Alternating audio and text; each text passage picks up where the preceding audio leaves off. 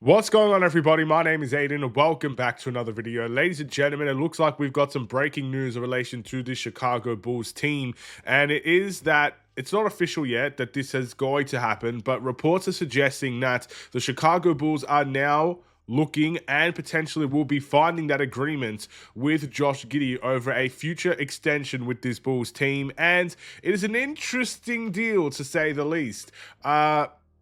I don't really know how to kind of maneuver my way around this one, how to truly discuss it, but we're going to give it a go. We're going to talk about the potential contract Josh Giddey may receive and the one that he's likely to accept. Let's talk about it in this video. But before we get any further, if you liked the video and you want to see more from me, drop a like, drop a follow, and or subscribe if you are new. And let me know in the comments below what you guys think about Josh Giddey, and I guess the future extension he's going to get with this Bulls team. So the reports are suggesting that the Bulls are going to come to a mutual agreement with Josh Giddey to sign him on to this Bulls team for 3 years, $65 to $70 million overall. So if you cut that down to a yearly salary or whatnot, he could be making roughly around $21 to $23 million per season, depending on which side of the coin, which side.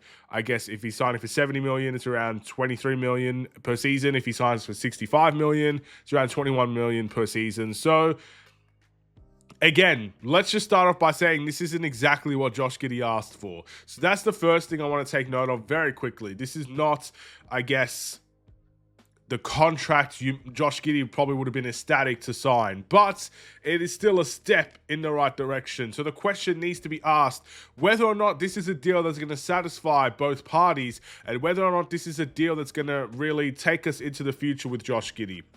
Well, firstly, I want to talk about the length of the contract. 3 years as a contract is a very interesting direction to take. Normally when you see, I guess, guys that you really want to extend long-term, you're thinking of the 4-year, 5-year, maybe a player option involved sort of deal, and you go from there, really. But the Bulls decided to go with a 3-year deal. And I think this is where the agreement has actually become an agreement. It isn't because of the 4 or 5 years. I still think if the Bulls offered a 4 or 5 year deal for Josh Giddey that was worth the same amount, 21 to 23 million per season, Josh Giddey wouldn't be on board with that. But because it is a 3-year deal, it probably makes it more likely that Josh Giddey would accept a contract offer like this. It means that he'll be going into unrestricted free agency quickly compared to what you would normally see with big contracts. And he's still getting a good chunk of money, a lot more than what he was making previously. So that's where it was probably mutually agreeable for both parties to accept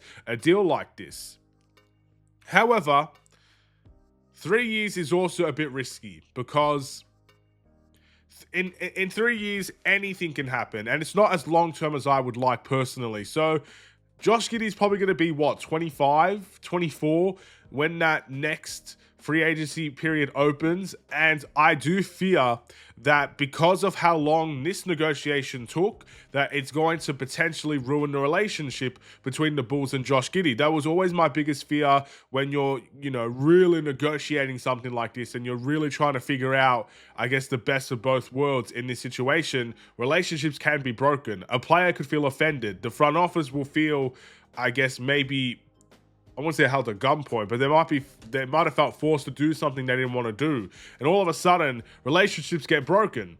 So that's my fear. And I really hope, if this comes out, whenever it does come out, that by the end of August, the Bulls want to do this deal and Josh Giddey wants to do this deal. I sincerely hope that this relationship is not going to be tarnished because of a deal like this, and that there will be loyalty created. I guess the good thing about a multi-year deal as well is that even if the relationship is tarnished now, it can be repaired in the future.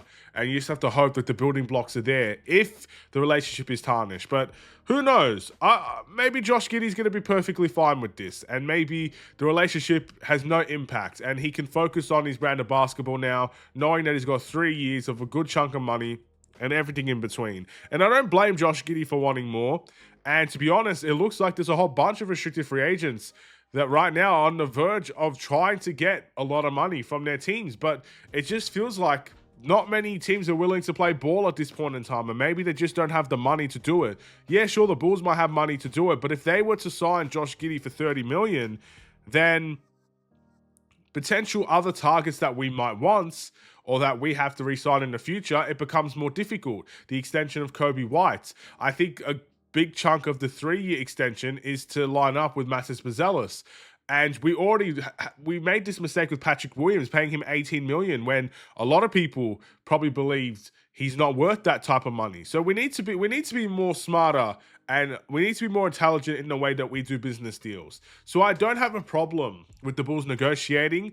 I just hope that those negotiations don't tarnish what our next 5-6 years will look like with this player. But maybe Josh Giddey proves he's not worth that type of money, and we have them, then we move on. And then for the Bulls, it's a little bit easier to do because it's a 3-year deal. So again, there's ups and downs in this one, to say the least.